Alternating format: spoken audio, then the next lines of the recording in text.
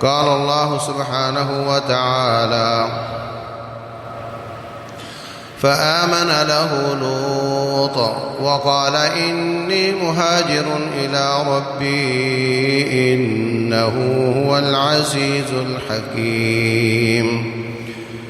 ووهبنا له إسحاق ويعقوب وجعلنا في ذريتهم النبوة والكتاب وآتيناه أجره في الدنيا وإنه في الآخرة لمن الصالحين. سامعین محترم، اللہ تبارک و تعالی نے ہمیں دنیا میں بھیجا ہے کہ ہم اس کے پاس جب واپس جائیں تو وہ ہم سے راضی ہو جائے، وہ ہم سے خوش ہو، وہ ہم سے محبت کرتا ہو۔ یہودیوں کے بارے میں اللہ فرماتے ہیں: فَبَاءُوا بِغَضَبٍ مِّنَ اللَّهِ، وہ واپس لوٹے اللہ کا غصہ لے کر۔ اللہ تبارک و تعالیٰ کی محبت لے کر جانا، اللہ تبارک و تعالیٰ ہمیں دیکھ کر حساب لے رہا ہو تو پہچان لے کہ یہ میرا دوست آ گیا ہے، یہ ہمارا ٹارگٹ ہونا چاہیے، ہمارا زندگی کا مقصد ہونا چاہیے، اللہ کی محبت کا حصول۔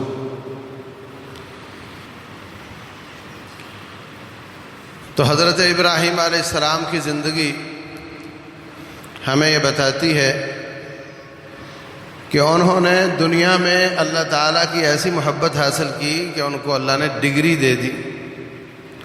وَاتَّخَذَ اللَّهُ إِبْرَاهِيمَ خَلِيلًا وَمَنْ أَحْسَنُ دِينًا مِّمَّنْ أَسْلَمَ وَجْهَهُ لِلَّهِ وَهُوَ مُحْسِنٌ، اس سے اچھا دین کس کا ہو سکتا ہے جو اپنے آپ کو اللہ کے سپرد کر دے، جو اللہ کے سامنے ہاتھ کھڑے کر دے، جو اللہ کے سامنے سرنڈر ہو جائے۔ وَهُوَ مُحْسِنٌ، اور وہ ہر کام احسن طریقے سے کرنے والا ہو۔ وَاتَّبَعَ مِلَّةَ إِبْرَاهِيمَ حَنِيفًا، اور وہ ابراہیم جو یک طرفہ تھے ان کی پیروی کرنے والا ہو۔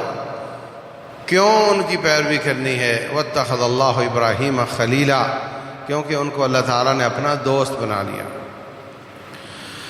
دنیا میں کوئی چھوٹی موٹی کامیابی حاصل کر لے تو لوگ ان کو آئیڈیل بنا لیتے ہیں۔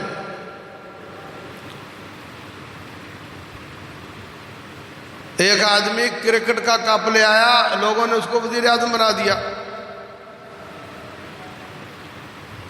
کوئی فلم کو پسند کرتا ہے تو ہندوستان کے اداکاروں کو اپنا آئیڈیل بنا لیتا ہے، اللہ معاف کرے، ان جیسی شکلیں، ان جیسے بالوں کی کٹنگ کرواتا ہے۔ تو جو دنیا میں زیادہ پیسے جمع کر لیتے ہیں لوگ ان کو اپنا آئیڈیل بنا لیتے ہیں کہ کوئی اس طرح کا کام کرو کہ ہم بھی اس طرح زیادہ پیسے جمع کر لیں۔ اور جو کائنات سے اللہ تعالیٰ کی خلیلی لے کر واپس گئے، اللہ کی خلت لے کر گئے، اللہ کی محبت لے کر گئے، اللہ فرماتے ہیں یہ تمہارے آئیڈیل ہیں، ان کی پیروی کرو کیونکہ ان کو ہم نے اپنا دوست بنایا۔ اللہ اکبر۔ تو ابراہیم علیہ السلام عراق سے چلے، شام پہنچے، وہاں سے مصر آئے۔ راستے میں مصر کے بادشاہ نے آپ کی بیوی کو پکڑنے کی کوشش کی، اللہ نے بچا لیا۔ اس نے ایک لونڈی ساتھ دے دی، اللہ نے اس سے اولاد دے دی۔ اور جب محبت بٹ جاتی ہے تو کچھ ٹینشن ہو جاتی ہے، اور جس شاخ پہ پھل لگاؤ اس کی طرف جھکاؤ ہو جاتا ہے۔ اور یہ دلوں کے معاملے ہیں، ان میں انصاف کرنا ممکن نہیں ہوتا۔ تو پھر حضرت ہاجر اور ان کے بیٹے اسماعیل علیہ السلام کو مکہ میں چھوڑ دیا. کوئی انتظام نہیں، اللہ کے حکم سے چھوڑا. سبحان اللہ. بڑھیپے کی اولاد اور چھوٹا بچہ ہو تو والدہ کی کیئر کرنا بھی ضروری ہے. لوگ تو جاب سے چھٹی لے لیتے ہیں کہ مجھے اللہ نے بچہ دیا ہے، میں نہیں آ سکتا، لیکن اللہ نے حکم دیا اس کو، چھوٹے بچے اور اس کی ماں کو جنگل میں چھوڑ دیا جہاں کوئی کھانے جانے کا انتظام نہیں. اللہ اکبر. یا تو ان کو آبادی میں لے جائیں، وہاں ہر قسم کے انتظامات اور سہولتیں ہوں، یا پھر یا اللہ وہ ساری سہولتیں ان کی طرف خود لے جاؤ. کہتے ہیں انی اسکنت من ذریتی بواد، یا اللہ میں نے اپنی اولاد کو وہاں چھوڑ دیا ہے ایسی وادی میں، غیر ذی زرع، جہاں کوئی کھیتی نہیں ہوتی، عند بیتک المحرم، تیرے گھر کے پاس. وہاں گھر بھی نہیں تھا ابھی، اس کی خالی بنیادیں تھیں. ربنا لیقیموا الصلاۃ، یا اللہ تاکہ یہ نماز قائم کریں. ابراہیم علیہ السلام کی اولاد سے اللہ تعالیٰ نے سارے انبیاء پیدا کیے. ان کے بعد جتنے نبی اور رسول آئے وہ سارے ان کی اولاد سے آئے. وجعلنا فی ذریتہ النبوۃ والکتاب. اور ان کو اپنی اولاد کی اتنی فکر ہے. اللہ فرماتے ہیں انی جاعلک للناس اماما، میں آپ کو امام بنا رہا ہوں. قال ومن ذریتی، یا اللہ میری اولاد میں سے بھی.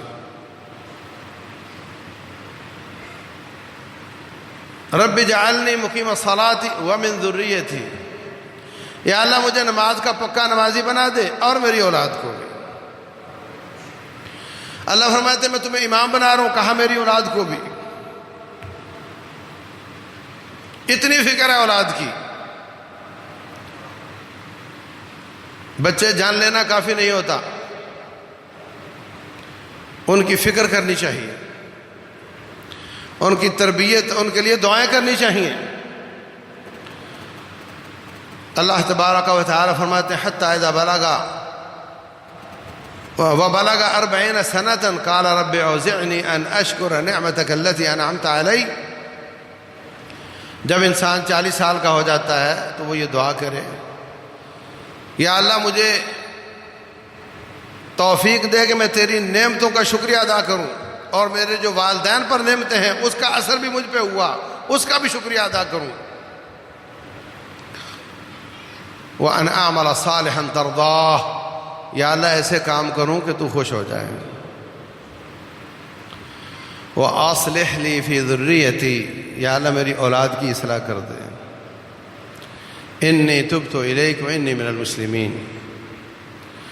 اولاد کے لیے دعائیں کرنی چاہیے. یہ ہماری انویسٹمنٹ ہے، یہ ایسی انویسٹمنٹ ہے جو مرنے کے بعد بھی کام دے گی. رسول اللہ صلی اللہ علیہ وسلم فرماتے ہیں جنتی کا جب درجہ بلند ہوتا ہے، اچانک آرڈر آ جاتا ہے نکلو یہاں سے، اوپر چلو. وہ کہتا ہے یا اللہ یہ کیسے؟ اللہ تبارک و تعالیٰ اس کے بچے کا نام لے کر بتاتا ہے تیرے فلاں بچے نے تیرے لیے دعائیں کی ہیں، اس وجہ سے تیرا درجہ بلند کر دیا گیا. ھذا باستغفار ابنک فلان، یہ تیرے فلاں بیٹے کے استغفار کی وجہ سے ہوا ہے. اس لیے اس انویسٹمنٹ پر محنت کی ضرورت ہے. پودا لگا دینا آسان ہے، اس کی آبیاری کرنا بہت مشکل بھی ہوتا ہے اور ضروری بھی ہوتا ہے، ورنہ وہ ضائع ہو جاتا ہے. ابراہیم علیہ السلام کو اپنی اولاد کی بڑی فکر ہے. اتنی فکر بھی ہے، بڑھیپے میں بھی ملی ہے، مہنگی بھی ہے، اکیلا بیٹا ہے، اور ان کو بھی چھوڑ کے جانے کا امتحان آ گیا. چھوڑ کر چلے گئے. بچہ پیاس سے بلک رہا ہے، ماں کبھی صفا پہ کبھی مروہ پہ بھاگتی پھرتی ہے، 7 چکر لگائے، 7 چکر لگائے تو جبریل امین نے پر مار کر ان کے پاؤں کی جگہ سے زمزم جاری کیا۔ پہلے چکر پہ کیوں نہیں کر دیا؟ چکروں کے بغیر ہی کیوں نہیں کر دیا؟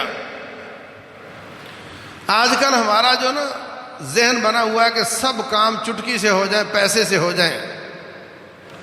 ہمارے گھر میں شیطان کی شرارت ہے، تو آ اور آ کر کے دم کر جا، ہمیں کچھ نہ کرنا پڑے، اور ایسے ہی ہم بیٹھے بیٹھے سارے کام ٹھیک ہو جائیں۔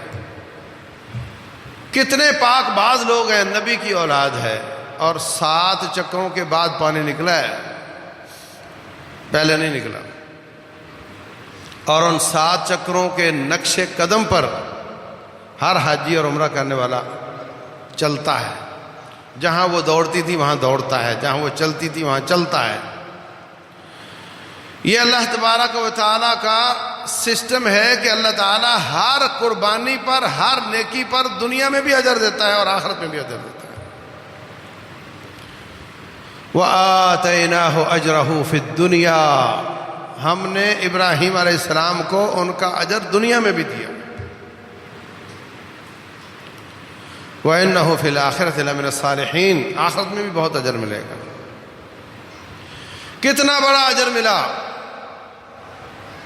کہ حج اور عمرے کے مناسک، جہاں وہ شیطان کو دھتکارتے رہے وہاں آج ہم جمرے کو کینکریاں مارتے ہیں۔ جہاں انہوں نے قربانی کی کوشش کی وہاں قربانی کرتے ہیں۔ جہاں ان کی بیوی بھاگتی رہی وہاں ہم بھاگتے ہیں۔ سارے انبیاء کرام ان کی اولاد سے ہیں، اور اللہ تعالیٰ نے ان کو وہ درجہ عطا کیا جو سب سے اعلیٰ ہے۔ واتخذ اللہ ابراہیم خلیلا، اللہ نے ان کو اپنا دوست بنا لیا۔ کتنا بڑا اجر ہے کہ قیامت تک ان کا نام لیا جائے گا۔ اے اللہ، اللہم صلی علی محمد وعلی آل محمد کما صلیت علی ابراہیم، جہاں ہمارے نبی صلی اللہ علیہ وسلم کا ذکر بلند کیا ہے وہاں ان کے باپ ابراہیم علیہ السلام کا بھی بلند کیا ہے۔ اور فرمایا رسول اللہ صلی اللہ علیہ وسلم نے، اگر میں نے خلیل کا مرتبہ انسانوں میں سے کسی کو دینا ہوتا تو اس کا حقدار حضرت ابوبکر صدیق، دلی دوست، گہرا دوست۔ اگر میں نے کسی کو بنانا ہوتا تو اس کا حقدار ابو بکر صدیق ہے رضی اللہ عنہ۔ لو كنت متخذا خلیلا لاتخذت ابراہیم خلیلا، لو كنت متخذا خلیلا لاتخذت ابا بکر خلیلا، اگر میں نے کسی کو خلیل بنانا ہوتا تو حضرت ابو بکر کو بناتا، ولکن صاحبکم خلیل الرحمن، لیکن اللہ نے مجھے اپنا خلیل بنا لیا اور میں نے اس کو اپنا خلیل بنا لیا۔ یہ مرتبہ میں نے میرے رب کے لیے ہے اور کسی کے لیے نہیں۔ تو حضرت ابراہیم بھی رب کے خلیل ہیں، اور حضرت محمد رسول اللہ صلی اللہ علیہ وسلم بھی اللہ تعالیٰ کے خلیل ہیں۔ دنیا میں بہت قربانیاں دیں، اور اللہ تعالیٰ نے آتیناہ اجرہ فی الدنیا، دنیا میں بھی اجر عطا کیا۔ اور یہ اللہ کی سنت ہے، نماز پڑھ لو، روزہ رکھ لو، صدقہ کر لو، ہر چیز کا اجر اللہ تعالیٰ ادھار نہیں کرتا، دنیا میں بھی دیتا ہے۔ فرمایا وما انفقتم من شیء فہو یخلفہ وہو خیر الرازقین، تم کوئی بھی چیز خرچ کرتے ہو اللہ تعالیٰ اس کا نعم البدل دنیا میں ضرور دیتا ہے، اور وہ بہترین رزق دینے والا ہے، آخرت میں بھی دے گا۔ اللہ اکبر۔ زمزم کا پانی نکل آیا، دیکھا پانی، حضرت حاجر آتی ہیں، آ کر کے مٹی کی منڈیر بنا دی تاکہ پانی دور نہ جائے۔ حدیث میں آتا اگر وہ منڈیر نہ بناتی تو پوری دنیا میں جاتا، ساری دنیا اس سے فیض یاب ہوتی۔ زمزم کا معنی رک جا، رک جا، ادھر ہی رک جا۔ فرمایا رسول اللہ صلی اللہ علیہ وسلم نے کہ یہ کھانے کے لیے کھانا ہے، پینے کے لیے پانی ہے، اور فرمایا ماء زمزم لما شرب لہ، جس مقصد کے لیے پیا جائے اللہ تعالیٰ وہ پورا کر دیتا ہے۔ حضرت ابو ذر غفاری رضی اللہ عنہ، ان کو پتہ چلا کہ مکہ میں کسی صاحب نے نبوت کا دعویٰ کیا ہے اور ان کی قوم ان کے خلاف کھڑی ہو گئی ہے، تو مکہ میں آ گئے، چپ چاپ حرم پاک میں رہتے ہیں، کسی سے بات نہیں کرتے۔ اگر میں نے کسی سے بات کی تو ہو سکتا ہے وہ مخالف پارٹی کا ہو اور میری پٹائی لگا دے۔ جائزہ لیتے ہیں، جب کبھی یقین ہوگا کہ یہ ان کا ساتھی ہے تو پھر میں اس سے بات کروں گا بڑی رازداری کے ساتھ کہ میں مسلمان ہونا چاہتا ہوں۔ تقریباً 15 دن وہاں رہے، اندازاً مجھے ابھی اچھی طرح یاد نہیں۔ تو ایک دن حضرت علی رضی اللہ تعالیٰ ان کو لے گئے، تو اجنبی آدمی چل کھانا کھا، پھر ان کے ساتھ انہوں نے تذکرہ کیا، پھر وہ نبی صلی اللہ علیہ وسلم کے پاس لے گئے، نبی صلی اللہ علیہ وسلم کے ہاتھ پر مسلمان ہوئے، اور آپ نے وصیت کی کہ چپ چاپ واپس چلا جا، کسی کو مت بتانا، جب تجھے پتہ چلے کہ اللہ تعالیٰ نے مجھے غالب کر دیا ہے تو بھی اپنے اسلام کا اظہار کر دینا، اب کسی کو مت بتانا، یہاں بڑی ٹینشن ہے۔ 15 دن ڈر ڈر کے گزارنے والا خالی کلمہ لا الہ الا اللہ پڑھا ہے، اتنا بہادر ہو گیا، مکے کے چوراہے میں آ کر کے کہتا ہے لوگو سنو سنو، انا جندب بن جنادہ ربع الاسلام، میرا نام جندب بن جنادہ ہے اور میں 4 میں سے 1 مسلمان ہوں، کل 3 مسلمان اور ہیں، چوتھا میں مسلمان ہوں۔ لو آگے سب اس کی پٹائی شروع کر دی، نیچے گرا دیا، مار رہے ہیں۔ پھر ایک آدمی غالباً ابو بکر صدیق تھے رضی اللہ عنہ، کہنے لگے او ظالموں، ان کو مار رہے ہو، تم جانتے ہو یہ بنو غفار کا آدمی ہے اور تمہارے تجارتی قافلے ان کے پاس سے گزرتے ہیں، اگر یہ مر گیا تو بھوکے مرو گے، وہ تمہارا قافلہ نہیں جانے دیں گے۔ تو تھوڑی عقل آئی ان کو چھوڑ دیا۔ تو ابو ذر غفاری رضی اللہ عنہ کہتے ہیں جتنے دن میں حرم پاک میں رہا میں صرف زمزم پیتا تھا اور میرا وزن زیادہ ہو گیا، اور کچھ نہیں کھاتا تھا، میں صرف زمزم پیتا تھا اور میری صحت بھی اچھی ہوگی، میرا وزن زیادہ ہو گیا۔ یہ سب وہ اجر ہیں، یہ سب وہ برکات ہیں جو ان کی قربانی کی وجہ سے مسلمانوں کو ملی۔ اللہ اکبر۔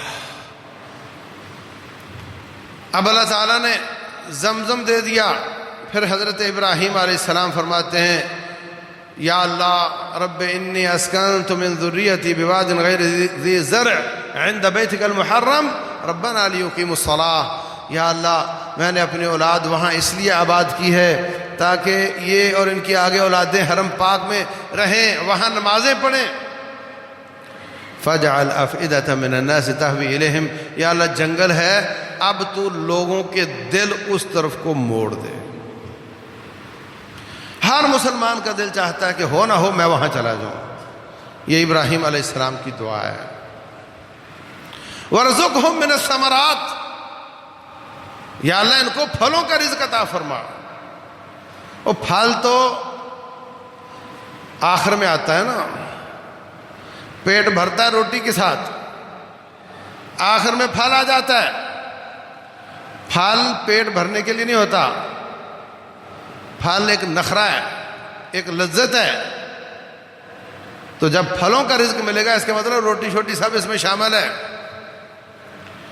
یا اللہ ان کو پھلوں کا رزق عطا فرما۔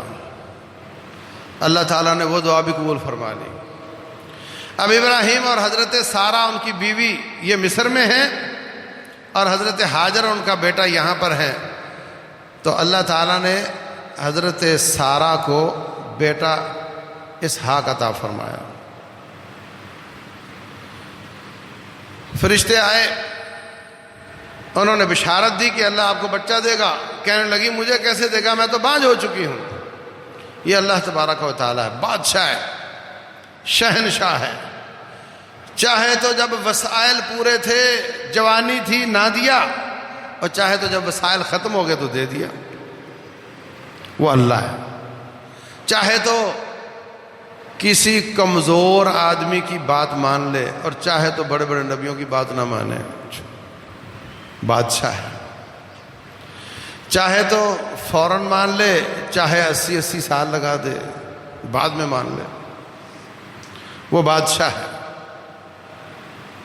اللہ اکبر۔ پھر حضرت ابراہیم علیہ السلام ایک دن چکر لگانے آئے بیٹے کے گھر، حضرت اسماعیل تو ابھی بڑے ہو چکے تھے۔ فلما بلغ معه السعی، جوانی کا وقت ہو گیا یا اس سے تھوڑا کم۔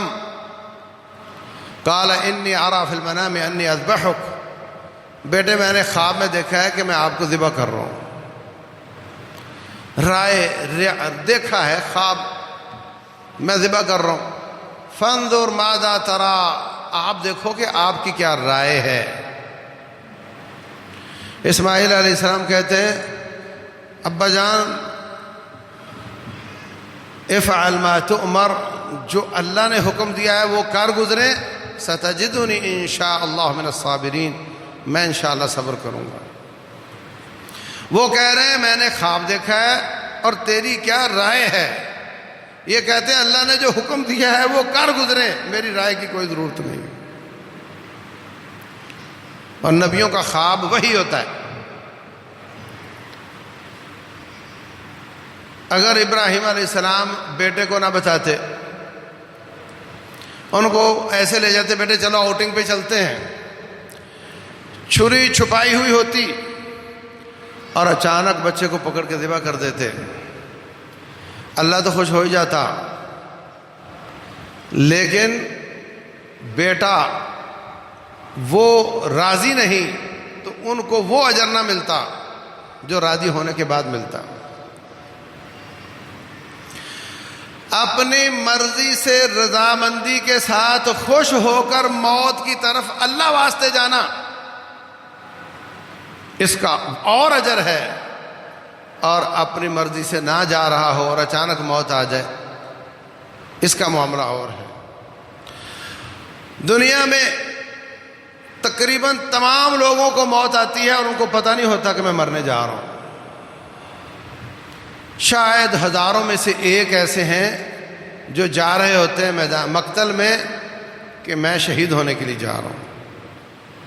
ان دونوں میں بڑا فرق ہو جاتا ہے۔ موت دونوں کی وقت پر ہے، دونوں کی موت وقت پر ہے، کسی کی جلدی نہیں آئی، وقت سے پہلے نہیں آئی۔ ایک جان دینے جا رہا ہے، ایک ہی وہ لینے آ رہا ہے۔ ان دونوں باتوں میں کیا کہو گے زمین آسمان کا فرق ہے؟ نہیں، زمین آسمان کا نہیں، زمین اور سینکڑوں آسمانوں کا فرق ہے۔ اللہ اکبر۔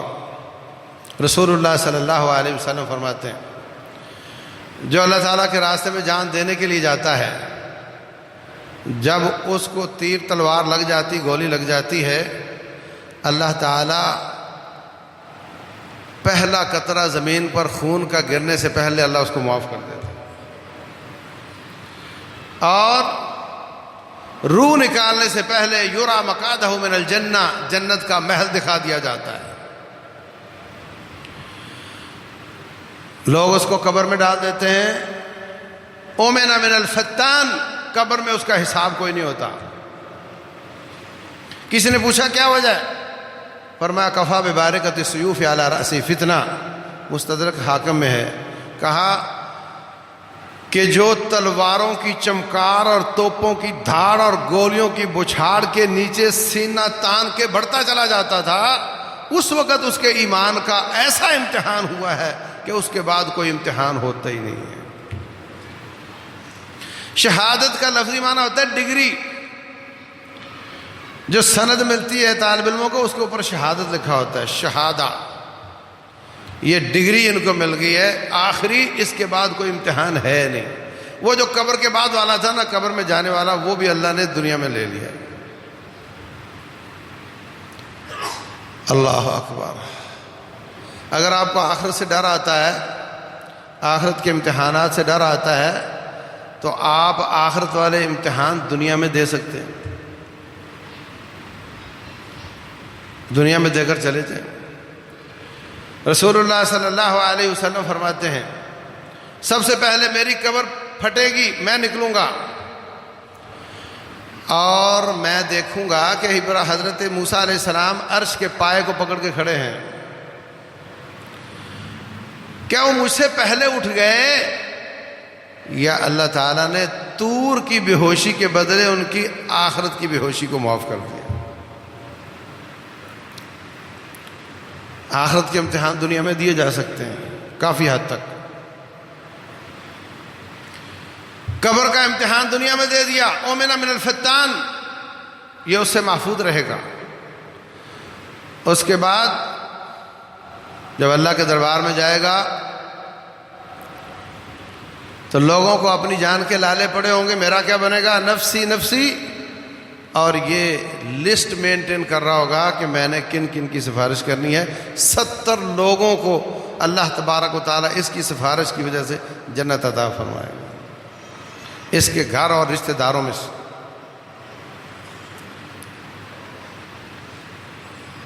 اور پھر میں نے آپ کو شاید بتایا تھا کہ یہ سیدھے جنت کی طرف جائیں گے. دربان پوچھے گا کون ہو؟ کہا جی فقیر مہاجر ہیں، نہ ہمارے پاس پیسہ اور نہ ہمارے اپنے کو گھر تھے. جہاں اللہ تعالیٰ کے دین کی ضرورت ہوتی تھی وہیں پہنچ جاتے تھے. کس چیز کا حساب دیں گے؟ انما كانت اسیافنا علی عواتقنا فی سبیل اللہ. ہماری تو کل جائیداد وہ تلوار تھی، وہ برچھا تھا، وہ بھالا تھا، وہ ڈھال تھی، اور وہ بھی اللہ واسطے تھی. کس کا حساب دیں؟ دربان لاجواب ہو کر دروازہ کھول دے گا. فَيَقِيلُونَ فِيهَا 500 عام، ایک روایت میں 40 ہے. 5 صدیاں جنت میں رہیں گے اور کوئی داخل نہیں ہوگا. 5 صدیوں کے بعد دنیا میں پیسہ کمانے والے حساب دے کر پاس ہو کر پہلا شخص جنت میں جائے گا، اور جو جواب نہیں دے سکے وہ کھڑے انتظار میں پیچھے. جو اپنے مال کا حساب دے سکا وہ 5 صدیوں کے بعد پہلا شخص داخل ہوگا جنت میں. جنت میں جا کر بھی فرمایا شہید تو بات کی بات ہے، خالی مجاہد اللہ تعالیٰ نے اس کے لیے 100 منزلہ ٹاور تیار کیا. صحیح بخاری میں ہے، ہر منزل کا فاصلہ زمین آسمان کا فاصلہ ہے. تو جو جانیں دینے جاتے ہیں اور جن کی وہ لینے آتا ہے، ان میں اتنا فرق ہو جاتا ہے. تو حضرت اسماعیل علیہ السلام، حضرت ابراہیم چاہتے تھے کہ میرا بیٹا بھی جان دینے کے لیے جا رہا ہو. گئے، جا کر کے بیٹے کو لٹا دیا اور چھری پکڑ کر چلانے لگے تو اللہ تبارک و تعالیٰ نے جنت سے دمبا بھیج دیا. دمبا کٹ گیا، بچہ بچ گیا. اور اللہ تعالیٰ کیا فرماتے ہیں؟ وَنَادَيْنَاهُ أَن يَا إِبْرَاهِيمُ، ہم نے آواز دی، ہم نے آواز دی، ہم نے آواز دی، اے ابراہیم قد صدقت الرؤیا، تو نے خواب پورا کر دیا ہے. خواب ایک اشارہ ہوتا ہے. خوابوں میں کیا ہوتا ہے؟ اشارہ ہوتا ہے. مطلب یہ کہ لوگ میرے واضح قسم کے احکام نہیں مانتے اور ابراہیم تو میرے اشاروں پہ چل رہا ہے، تو میرے اشارے پورے کر رہا ہے. کتنے واضح قسم کے احکام ہیں سود کے بارے میں. جو سود سے بات نہیں آتا وہ اللہ اس کے رسول کے ساتھ جنگ کرنے کا اس کو چیلنج ہے. 1 درہم سود کا جان بوجھ کر کھانا 36 دفعہ زناکاری سے بدتر ہے. اور فرمایا کہ سود کی 70 گناہ کے لیول ہیں، ان میں سے ہلکا درجہ یہ ہے کہ کوئی شخص ماں کے ساتھ نکاح کرے۔ اتنی وعید سود کے بارے میں، اور ہمارے ملک میں تقریباً 30 سال کے بعد فیصلہ آیا سود ختم کرنے کا، اور اب 4 بینک کو حکومت نے کھڑا کیا ہے اور اسٹیٹ بینک کو کہ اس کے خلاف اپیل کریں کہ ہم تمہارا فیصلہ نہیں مانتے۔ آڑے تیرے بھونڈے قسم کے اعتراض، بدنیتی، اللہ کے واضح احکام مان کر اللہ کے ساتھ مقابلے میں جنگ کی تیاریاں۔ اور ادھر ابراہیم علیہ السلام ہیں کہ وہ رب کے واضح احکام نہیں ہیں، خواب میں اشارہ ہوا ہے اور اس پر عمل کرنے کے لیے تیار ہے۔ یہ لوگ ہیں جو اللہ تعالیٰ کی محبت لے کر واپس جاتے ہیں۔ اللہ اکبر۔ بچہ بچ گیا، اب اور بڑا ہو گیا۔ اب اللہ تعالیٰ نے حکم دیا کہ بیت اللہ کو بناؤ۔ جس پتھر پر کھڑے ہو کر ابراہیم علیہ السلام دیوار کھڑی کر رہے تھے، بیٹا پتھر اٹھا اٹھا کر لا رہا تھا، اس پتھر کو اللہ تعالیٰ نے مقام ابراہیم بنا دیا، اور وہ حرم پاک میں ایک سائڈ پہ ہے، اور اس کی طرف نماز پڑھنے کو اللہ تعالیٰ نے مسنون قرار دیا۔ اللہ اکبر۔ اور پھر جب ایک دن ان کے گھر گئے، اچانک بہو نے نہیں پہچانا کہ بابا کون ہے۔ کہنے لگے بیٹی تیرا گھر والا کہاں ہے؟ کہنے لگی جی وہ باہر گئے ہوئے ہیں کمائی وغیرہ کرنے کے لیے۔ تو بیٹے گھر کیسا چلتا ہے؟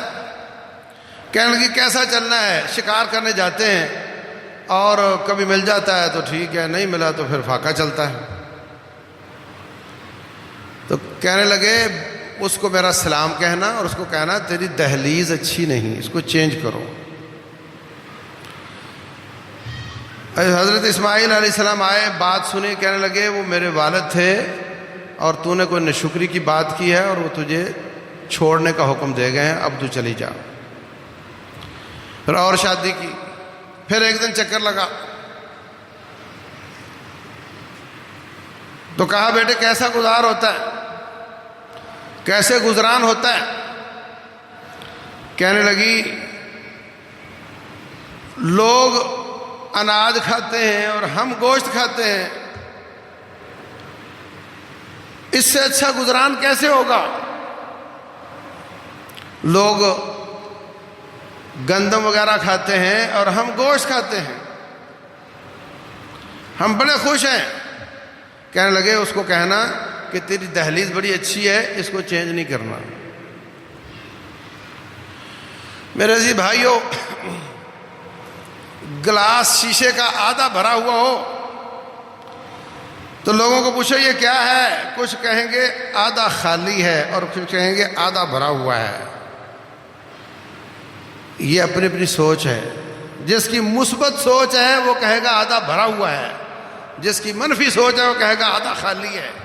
اس کو خالی نظر آیا ہے، اس کو بھرا ہوا نظر آیا ہے۔ اسماعیل علیہ السلام کی جاب وہی ہے، اسی طرح فاقے بھی چلتے ہیں، لیکن وہ اس کی سوچ کا زاویہ اور ہے، پہلی بیوی کی سوچ کا زاویہ اور ہے۔ تو عزیز بھائیو، آج جن حالات سے ملک گزر رہا ہے، پاکستان کی تاریخ میں ایسے حالات کبھی نہیں آئے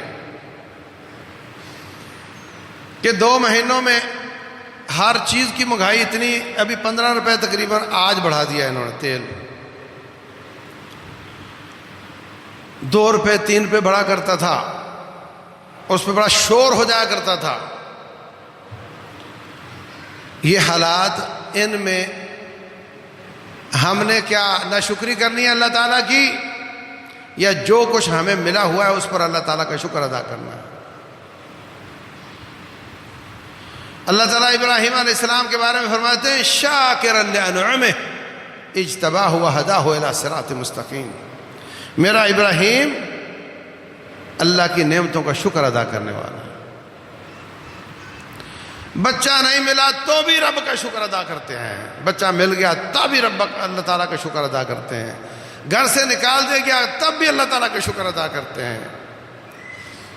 ہر حال میں اللہ تعالیٰ کا شکر ادا کرنا، یہ سیرت ہے ابراہیم علیہ السلام کی، یہ سیرت ہے محمد رسول اللہ صلی اللہ علیہ وسلم کی۔ تو جو کچھ آپ کے پاس ہے اس کو نظر سے گزارو، دیکھو میں کتنے کا مالک ہوں، اور نیچے دیکھو کہ کتنے لوگ ان نعمتوں سے محروم ہیں جو میرے پاس ہیں، تو پھر اللہ تعالیٰ کا شکر ادا کرو۔ نبی صلی اللہ علیہ وسلم نے ایسے لوگوں کے لیے سیرت چھوڑی ہے جو پیٹ پر پتھر باندھتے تھے۔ آج پاکستان میں ایک شخص بھی ایسا نہیں ہے جو پیٹ پر پتھر باندھتا ہو۔ وہ لوگ اپنی چادر کو، قمیص نہیں ہوتا تھا اکثر لوگوں کے پاس، اپنی چادر کو سینے کے اوپر سے لے جا کر دائیں پلو کو بائیں اور بائیں کو دائیں کر کے گردن کے پیچھے لے جا کر گرا لگا دیتے تھے، اس طرح وہ نمازیں پڑھتے تھے۔ اور بسا اوقات چادر چھوٹی ہوتی تو سجدے میں جاتے تو ان کا سطر کھل جاتا تھا۔ آج پاکستان میں ایک شخص ایسا نہیں ہے جس کے پاس قمیص اور شلوار نہ ہو۔ اللہ تعالیٰ کی نعمتوں کا شکر ادا کرو۔ لَإِن شَكَرْتُمْ لَأَزِيدَنَّكُمْ، شکر کرو گے ہم تمہیں اور دیں گے، کفر کرو گے ناشکری کرو گے تو اللہ پہلی نعمتیں بھی چھین لے گا۔ بہت مہنگائی ہو گئی، بہت پریشانی ہو گئی، مہنگی بجلی سب کچھ، کیا کسی نے ایک گھر نے یہ اعلان کیا کہ آج کے بعد کپڑے استری نہیں ہوں گے اس لیے کہ استری بہت بجلی کھا جاتی ہے؟ ہاں، یعنی ہم چاہتے ہیں کہ جو سٹیٹس ہم نے اپنا بنا لیا ہے اس پر کوئی کمپرومائز نہیں، حکومت ٹھیک ہو جائے، وہ سستا کر دے، وہ سب کچھ کر دے، ہم اپنی ڈگر نہیں بدلنا چاہتے۔ ایسا نہیں چلے گا۔ اللہ اکبر۔ پھر ابراہیم علیہ السلام نے اللہ تعالیٰ کا گھر بنایا اور اللہ تعالیٰ نے حکم دیا کہ اس کی صفائی بھی آپ کا کام ہے۔ طہر بیتی للطائفین والعاکفین والرکع السجود، جو اعتکاف کریں، جو طواف کریں، ان کے لیے میرے گھر کو پاک کیا کریں۔ پھر ایک دن ابراہیم علیہ السلام اپنے رب سے کہتے ہیں، یا اللہ، مطلب ترجمہ میں اپنے الفاظ میں کر رہا ہوں کہ ساری دنیا سے ٹکر لے لی تیری خاطر، لیکن آپس کی بات ہے، مجھے ذرا یہ تو دکھا کہ تو مردوں کو کیسے زندہ کرتا ہے۔ اللہ فرماتے ہیں، اولم تؤمن، آپ کا ایمان نہیں ہے؟ کہا ایمان تو ہے، اسی پہ تو لڑائیاں لڑی ہیں، لیکن تھوڑا دل مطمئن کرنا۔ یہ دیکھو فرق ہے، ایک آدمی کہتا ہے میں ایمان تب لاؤں گا جب لاجک سمجھاؤ گے، میرا دل، میری آنکھ دیکھے گی، میرا دل مانے گا تو مانوں گا، اور ایک کہتا ہے یا اللہ تیری میں نے بات مان لی اور دنیا سے ٹکر بھی لے لی، لیکن اب میں کہتا ہوں مجھے آنکھوں سے دکھا دے کہ تو کیسے زندہ کرتا ہے۔ یہ فرق ہے۔ تو فرمایا 4 پرندے لے لے، فَصُرْهُنَّ إِلَيْكَ، ان کو عادی کر لے کہ تیری آواز پر تیری طرف آیا کریں، پھر ان کو کاٹ کر ان کی بوٹیاں خلط ملط کر کے مختلف پہاڑوں پر پھینک دے، اور پھر وہی آواز نکال جو ان کی زندگی میں تو نکالا کرتا تھا ان کو بلانے کے لیے، وہ سب تیرے سامنے کیسے بوٹیاں سے جڑتی ہیں، کیسے ہڈیاں سے جڑتی ہیں، اور کیسے اوپر چمڑا چڑھتا ہے، اور کیسے ان میں روح آتی ہے، تمہیں نظر آ جائے گا کہ میں کیسے زندہ کرتا ہوں۔ یہ پیار کی باتیں، یہ اللہ اور ان کے حبیب اور ان کے خلیل کے آپس کی پیار کی باتیں ہیں۔ اللہ تبارک و تعالیٰ کے سامنے کسی حکم پر آڑ پھاڑ نہیں کی، دل نہیں مانا، پرواہ نہیں ہے، برادری نہیں مانی، کوئی پرواہ نہیں، بچہ چھوٹا ہے کوئی پرواہ نہیں، اللہ کا حکم ہے، یقین ہے، تو اب میں کھڑا ہوں، جہاں رب نے کھڑا کیا وہاں کھڑا ہوں، میں اپنے نہ دل کی سنوں گا، نہ معاشرے کی، نہ کسی اور کی، تو اللہ تبارک و تعالیٰ ساتھ ساتھ دنیا میں بھی ان کو عزتیں بھی، نیک نامی بھی اور ہر قسم کی نعمتیں بھی دنیا میں ساتھ ساتھ دیتا رہا ہے۔ وَآتَيْنَاهُ أَجْرَهُ فِي الدُّنْيَا وَإِنَّهُ فِي الْآخِرَةِ لَمِنَ الصَّالِحِينَ، اور آخرت میں بھی اللہ تعالیٰ نے ان کو بہت بڑا مقام عطا فرمایا۔ تو ہمیں سبق یہ ملتا ہے سب سے بڑا کہ اللہ تعالیٰ کا حکم آ جائے تو اڑی پھڑی نہیں کرنی، چونکہ اگرچہ مگرچہ میرا دل نہیں مانتا، بالکل نہیں۔ جو رب فرمائے، اس کے رسول صلی اللہ علیہ وسلم فرمائے، کرتے چلے جاؤ، انشاءاللہ رب کی محبت نصیب ہوگی۔ اور جب آپ اللہ کے دربار میں جاؤ گے، اللہ آپ کو دیکھ کر ہی پہچان لے گا، اور جس کا جج دوست ہوتا ہے فیصلے اس کے خلاف نہیں ہوا کرتے۔ اللہ تبارک و تعالی عمل کی توفیق دے۔ وما علینا الا البلاغ۔